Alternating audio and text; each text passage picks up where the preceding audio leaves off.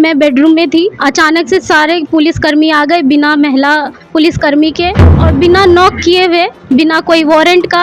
हम लोग बिल्कुल डर गए, हम लोग किस अवस्था में थे हम लोग बिल्कुल भी समझ नहीं पाए और अचानक से देख के हम लोग शॉक हो गए कि ये क्या हो रहा है। क्या मेरे पिताजी मेरे भाई टेररिस्ट थे, आतंकवादी थे? हमने पार्टी चेंज किया तो हम लोग टेररिस्ट हो गए, तो हमें आतंकवादी घोषित कर दिया जाए, हमारे परिवार को जेल भेज दिया जाए। हम लोग इसी के लिए हैं, हम लोग मजबूर किया जा रहा है, डराया धमकाया जा रहा है, बेटा को परेशान किया जा रहा है, पति को परेशान किया जा रहा है, हमको परेशान मानसिक रूप से जो है परेशान किया जा रहा है, बेटी को परेशान किया जा रहा है। इस तरह से कहाँ से नहीं आया? उसका प्रशासन है, उसका सरकार है, कुछ भी कर सकता है। वो हत्या भी मेरा करवा सकता है, मेरा बाल बच्चा का हत्या करवा सकता है।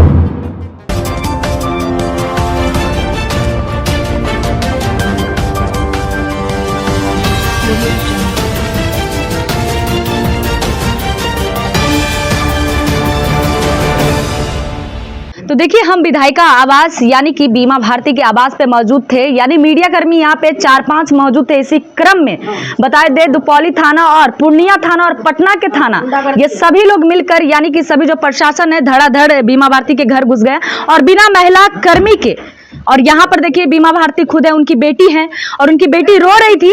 ये बहुत बड़ी सवाल खड़ी होती है नीतीश कुमार पे कि उनकी सरकार चल रही है, उनकी प्रशासन है और उनकी प्रशासन इस तरह का अगर कानून बनाता है और इस तरह का हरकत करता है तो कितना बड़ा जुर्म है। उनकी बेटी हमारे साथ है बातचीत करने के लिए। आप यहाँ मौजूद थी, क्या कुछ आपने देखा?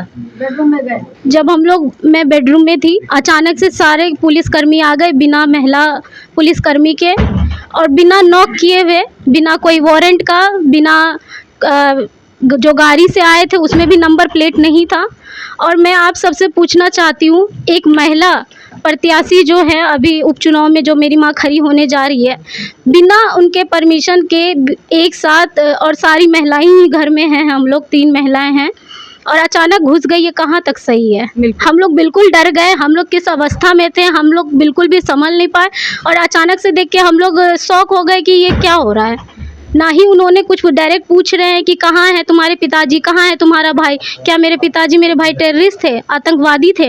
हमने पार्टी चेंज किया तो हम लोग टेररिस्ट हो गए, तो हमें आतंकवादी घोषित कर दिया जाए, हमारे परिवार को जेल भेज दिया जाए। हम लोग इसी के लिए हैं, हम लोग रो रही हैं। जिस तरीके से इनकी माँ को और इनके बच्चों को प्रताड़ित किया जा रहा है, लगातार प्रशासन यहाँ पर आती है और जिस तरह से दंगाई इसको कह सकते हैं कि किसी के आवास में बिना कोई अरेस्ट वारंट का या तो फिर कोई नोटिस का यहाँ पे आ जाना और ना ही महिला पुलिस को लेकर आना, तो ये बड़ा सवाल खड़ा होता है।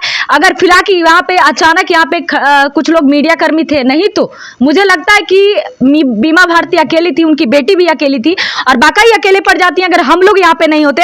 और चलिए उनसे भी सवाल जवाब करते हैं कि जिस तरीके से प्रताड़ित लगातार थे, पूरा बेडरूम में घुस गया बिना महिला फोर्स लेकर के और सबसे सवाल जवाब पूछने लगा कि कहाँ है आपका बेटा, कहाँ है आपका पति?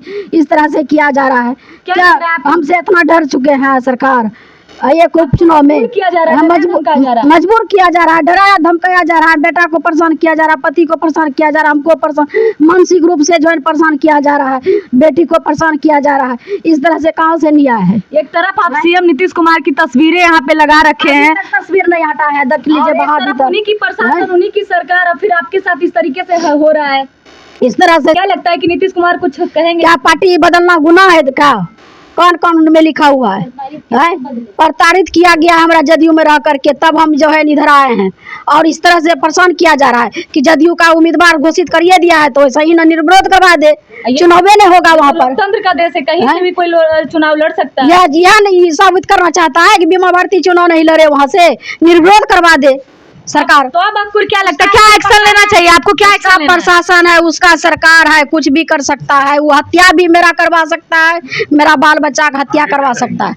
आगे क्या करेंगे हम लोग जो है कि जनता से न्याय मांगते हैं कि जनता, रुपौली का जनता न्याय करे। किस तरह का जो परेशान किया जा रहा है बिना मतलब का, मेरा बेटा को फंसाया जा रहा है, मेरा पति को, हमको टॉर्चर किया जा रहा है प्रशासन के द्वारा। यहाँ आवास में, सरकारी आवास में इतना फोर्स आ गया, पूरा फ्लैट घेर लिया। हाँ, बेडरूम में घुसना है, कहाँ से इंसाफ है, कहाँ से पुलिस प्रशासन का दायित्व है कि आप महिला के बेडरूम में घुस जाइएगा। धन्यवाद। तो देखिए, ये थी हमारे साथ बीमा भारती। इनका कहना है कि जिस तरीके से यहाँ पे पुलिसकर्मी यानी पुलिस बल यहाँ पे घुस गए, जो महिला विधायक का आवास है, लगातार यहाँ पे प्रशासन की जो भीड़ थी वो दिखी, 100 की कर्मियां थी यहाँ पे, और बताया जा रहा है कि 3-3 क्षेत्र से पुलिस यहाँ पे जांच पड़ताल के लिए इनके बेटे के मामले में आए थे। फिलहाल तमाम अपडेट के लिए हमारे साथ जुड़े रहे। नमस्कार। तमसोमा ज्योतिर्गमय गुरुकुल शिक्षा मंदिर संस्थान के साथ बनाए अपना भविष्य। रेगुलर और प्रोफेशनल कोर्सेज, सेकेंडरी और senior secondary courses, law, teachers training courses, pharmacy and nursing के साथ पैरामेडिकल में डायरेक्ट एडमिशन पाए। वेबसाइट विजिट करें या दिए गए नंबर पर कॉल करें। हमारा पता है गुरुकुल शिक्षा मंदिर संस्थान, कल्याण चौक, DS कॉलेज रोड, कटिहार। हमारा वीडियो अगर आपको अच्छा लगा हो तो आप हमारे वीडियो को शेयर करें, लाइक करें, हमारे चैनल को सब्सक्राइब जरूर करें। धन्यवाद।